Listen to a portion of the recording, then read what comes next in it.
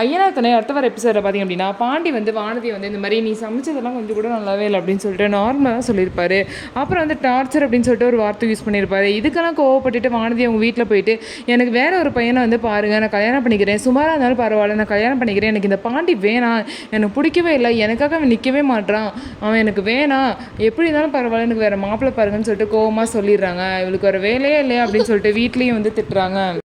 இதுக்கப்புறம் பார்த்திங்க அப்படின்னா சோழனும் நீலாவும் பேசிகிட்டு இருக்காங்க. இந்த மாதிரிலாம் நடந்துச்சு, இப்படிலாம் பண்ணவே கூடாதுங்க. சந்தா வீட்டில் ஒரு பொண்ணுக்கு வந்து ஒரு பையனை பிடிச்சிருக்குன்னா ஒழுங்காக கல்யாணம் பண்ணி வைக்க வேண்டியதானே அப்படின்னு சொல்லிட்டு சோழனும் பேசிகிட்டு இருப்பாங்க. நல்ல வேலை இந்த மாதிரிலாம் நமக்கு நடக்கலை அப்படின்னு சோழன் சொல்லும் போது, ஏன் அப்படி நடந்ததுனால நீங்கள் ஏதாவது பண்ணி கண்டிப்பாக அவங்க கேட்குறத கொடுத்துட்டு என்னை கூட்டிகிட்டு வந்திருப்பீங்க அப்படின்னு சொல்லிட்டு நீலாவும் பார்த்தீங்க அப்படின்னா சொல்லுவாங்க. இதை கேட்டு சோழன் ரொம்பவே சந்தோஷப்படுவார்.